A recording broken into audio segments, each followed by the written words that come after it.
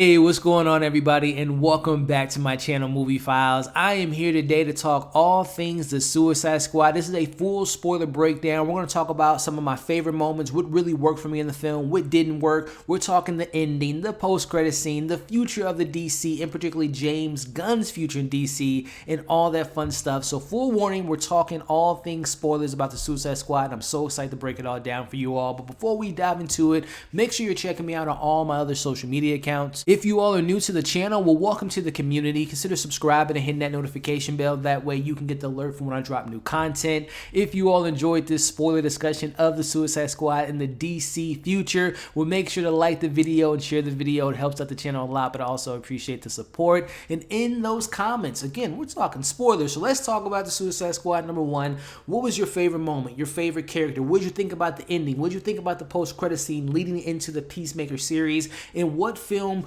would you like to see Mr. James Gunn tackle in the future of the DC? And let's talk rankings and all that stuff, everything DC, in the comments below. So I did a non-spoiler of this film, review of this film. So if you want to get my full thoughts on the movie, you can check out that video, get my score, get my rankings, check it out. But today, ladies and gentlemen, we're breaking down the film. We're talking about the ending. We're talking about the post-credit scene. We're talking about Peacemaker and James Gunn in the DC future. So I'm going to leave time codes and chapters to kind of give you an idea of what we're going to be tackling in this breakdown. And I'm so excited to be here. So let's start off with the first topic at hand, which is how connected is this film to David Ayer's 2016 Suicide Squad? Is it a direct sequel? Does it pay homage? Does it give you any storylines from that film?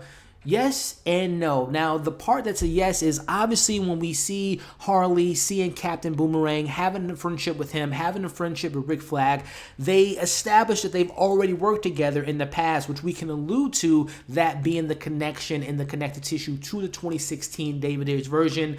And that's pretty much it, right? They don't mention Enchantress, they don't mention Deadshot, they don't mention any of those other things that took place in that film, and they just have that acknowledgement of that established friendship, the acknowledgement of the Suicide Squad program, Task Force X, Amanda Waller get into the mix, so they kind of play within that realm of you've already kind of seen these characters, but we're going in a different direction. So that being said, I'm glad that they did that. I didn't have to have connective tissues to that film. I love that DC can have these kind of standalone. Now, as a fan of DC, it does kind of hurt my heart that we can't have the connective tissues as we do with the MCU, but nonetheless, it does make it as a, I would imagine, as a creative like a James Gunn, a Matt Reeves, other directors that have been announced to do DC projects in the future, that they can just tell a story and not have to worry about connecting to previous things and tying us to future things. It has to be, creatively speaking, has to be pretty, exciting to do something that you don't have to have all that baggage attached to it. So 2016, it acknowledges it, but it's not relying on that backstory and that baggage from that previous film. It's almost, to me, like I mentioned in my spoiler-free review, it's like watching Mad Max Fury Road.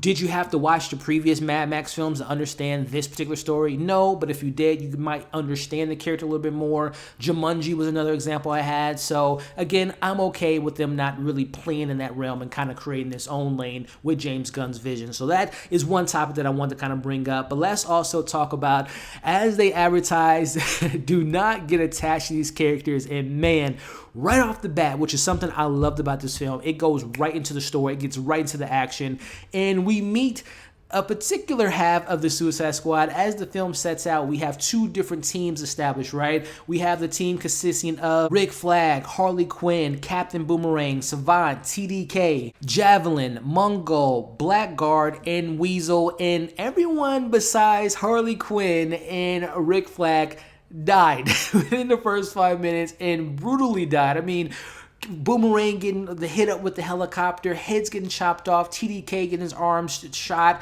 Javelin getting taken down. I mean, that was brutal, man. Also, Weasel, he doesn't really die because we know, not to fast forward all the way to the end, but we know that he was alive and was walking around on the island. But man, that was just a interesting way to kick off the film. We see Blackguard ratted out the Suicide Squad, which was kind of interesting that they wouldn't have had how would he have been able to contact those soldiers? When did he have time? Like, I would think that Amanda Waller, and when they were in prison, they would monitor their calls, but I guess they have their rights, right? So he was able to snitch on them and break the plan, and in doing so, like I said, full carnage, and we see that one team, let's just call them Team A, get demolished, but then we fast forward and see that Team B, which consists of Peacemaker, Ratcatcher 2, King Shark, Polka Dot Man, and they are led by Bloodsport. So again, Amanda Waller, she is the villain of this film for me because her whole thing was a distraction. She didn't care who lived or died, and that include her captain of this mission in Rick Flagg, and also another person that she's worked with a lot in Harley Quinn. She didn't care if they lived or died.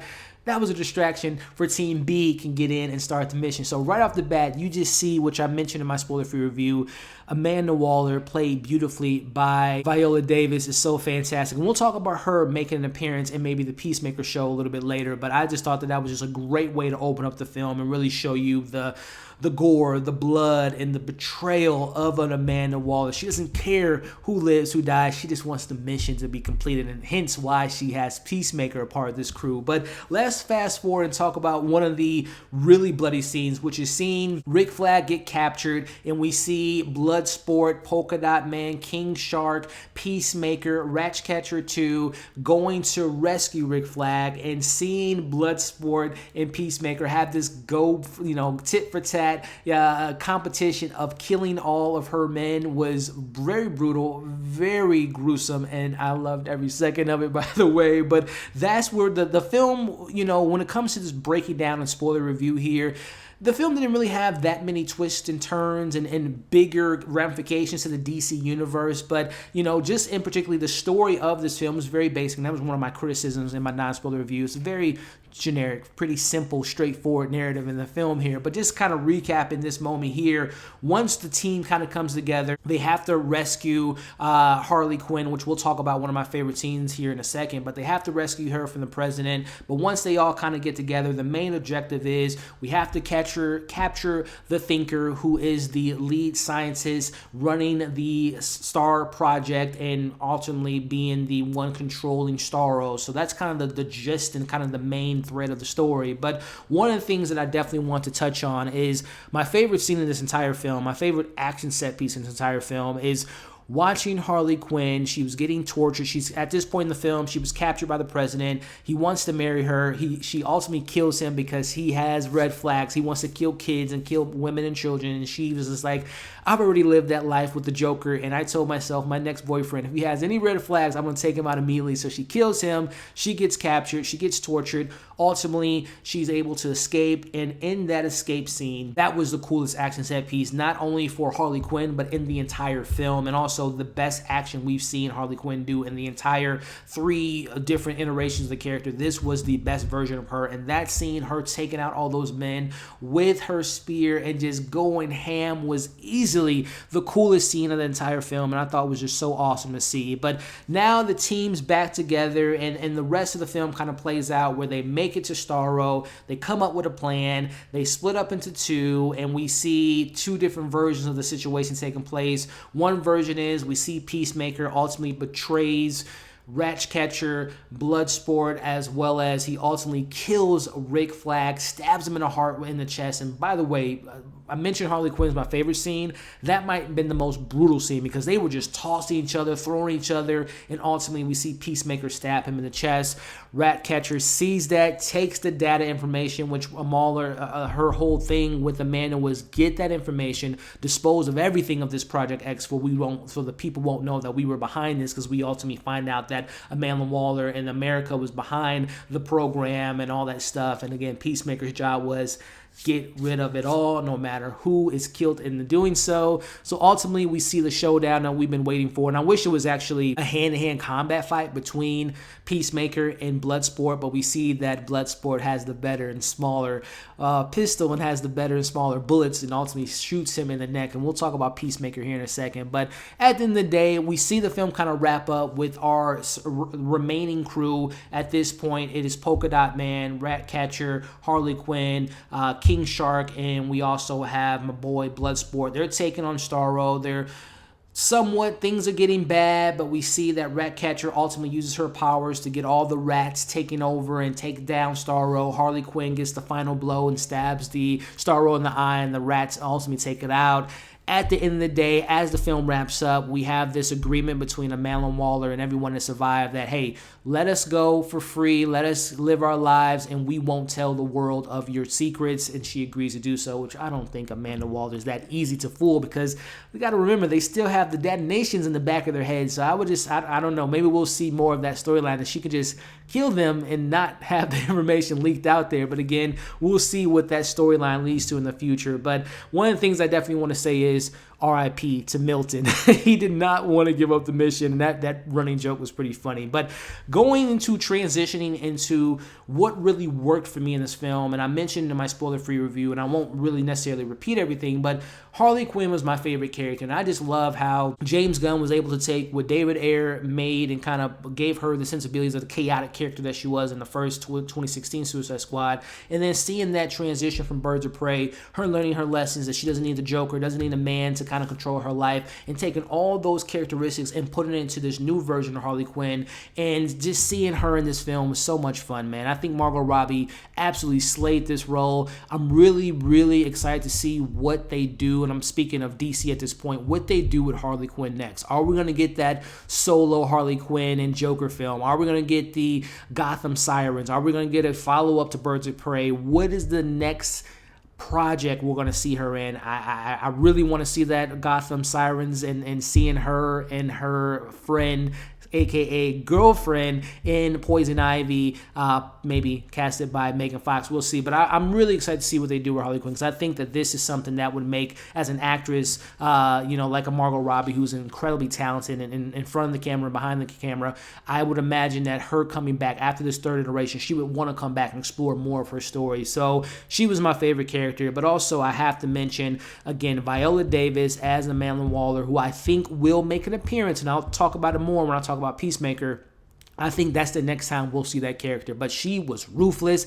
I don't think she's going to forget that her employees betrayed her and hit her with that golf club when we see her next. She keeps, I'm going to imagine she's someone that holds a grudge, right? But I really thought that this was a great portrayal, once again, by Viola Davis. She was one of my favorite aspects and characters from the 2016 version of Suicide Squad. But I really enjoyed her. Also, Ratcatcher 2, I would love to see her make an appearance in some future, whether it is Peacemaker or, being a part of the next Suicide Squad film, which we'll talk about my predictions for James Gunn in the future. But I really loved her humanity. I loved the vulnerability. I loved her story. We find out that Taika Waititi played the original Ratcatcher, and that whole story was very, very wholesome and very emotional, and I love that connection, her connection to Sebastian and her rats and all that stuff. But I was really a fan of that character. But I got to talk about the two gentlemen that went head-to-head the entire film, and that kind of leads into the post-credit scene here, which is Bloodsport and Peacemaker. Now, I am to assume, now just kind of highlighting the post-credit scene,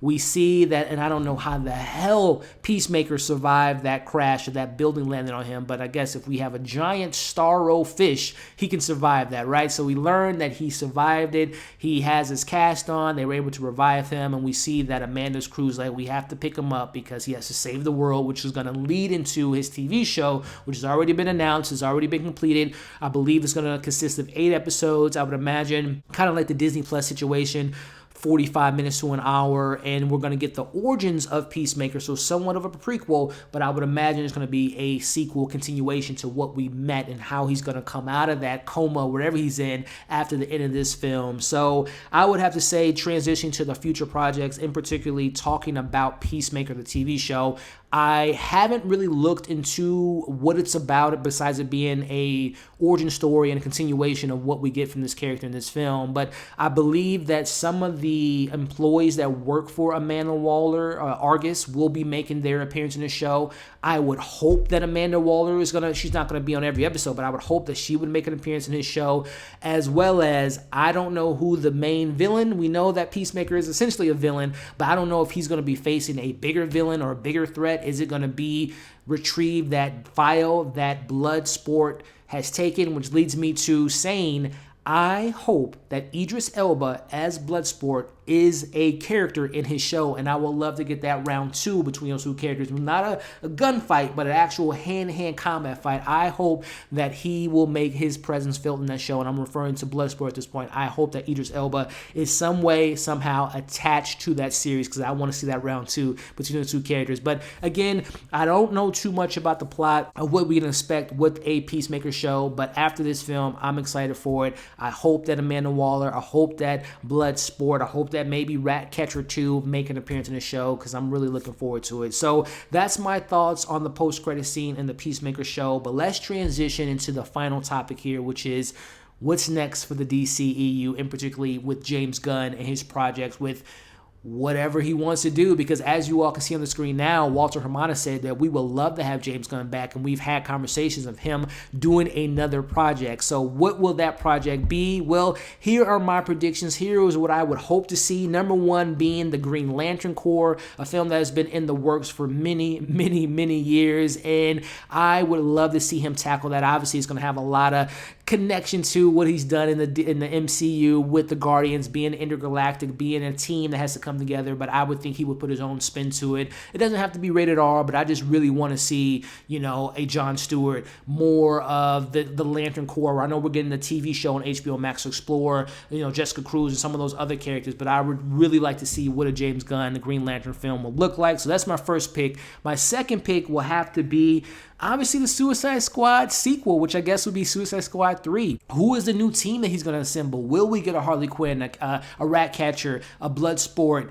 other characters, King Shark, and some other various crazy characters in the DC universe, Kite Man, Condiment King, you name it, right? See the return of Will Smith as Deadshot. I would love to see him follow up this film and have another mission. A little bit more interesting storyline, because that was my flaw of this film. The storyline was, again, very basic and very to the point, but I would love to see him tackle another follow-up to what he did in this film. So that's my number 2 pick. And then number 3 for me would be a Teen Titans action movie with a Nightwing. Can we get Nightwing on the big screen, live action for the first time? I would love to see him tackle that story. I know I haven't watched the show, and I've heard mixed things about the show, but I would love to see him again. James Gunn does so well with damaged characters, with a group of people that don't necessarily work together, but finding their way working together, falling into a family, falling into a group, and I would love to see what he would do with a Teen Titans film. And then as far as a wild card, I mentioned it early as far as Harley Quinn goes, I would love to see James Gunn tackle the Gotham Sirens film, seeing, the relationship between Harley Quinn and a Poison Ivy, and get Black Canary back in the mix. We got a Batgirl now. Let's see what that looks like, right? I would love to see maybe Kathy Yen come back, and maybe seeing a female director put her sensibilities in this story, which is mostly led by female actors. But I would like to see what a James Gunn Gotham Sirens would look like. So those are my picks to see what James Gunn would do in the DC universe. Of course, I would love to see him maybe do a Superman story, which I know he said he had the opportunity to, but he didn't want to. I don't know. Will we see again, Nightwing coming into the live action big screen with Teen Titans? There's so much you can do, but let me know what you all would like to see James Gunn do, as well as comment below your favorite moments of the film, your thoughts on the ending, the post-credit scene. Are you excited for Peacemaker? What would you like to see that series look like? And again, let me know what project would you like to see Mr. James Gunn tackle next. And just for a DC fan, I'm just so happy that this film is successful. People are loving it, and I hope that this is only a glimpse of what we can see in the future. I'm looking at Flash, I'm looking at Shazam 2, Black Adam, the Batman, you name it. The future of the DC is looking bright. I love me the Batman. He's my favorite character, but there are other characters to explore in the DC universe, and I hope that we continue to get these stories. I hope we get a Man of Steel 2, see what Patty Jenkins has for Wonder Woman 3, and the future is looking bright for my favorite IP, which is the DC universe. So that's my thoughts on the Suicide Squad and everything that we talked about. Again, if you all stuck around to the end of this video, I appreciate every single one of you. If you haven't already, make sure to like, share, comment your thoughts below, subscribe to the channel if you haven't already, and hit the notification bell. That way you don't miss any of my other videos. I may have a watch-along plan for the Suicide Squad coming pretty soon, but we'll see how that plays out, so keep an eye out for that. Hope you all are having a great day. Hope you enjoyed this video, and we'll see you in the next video.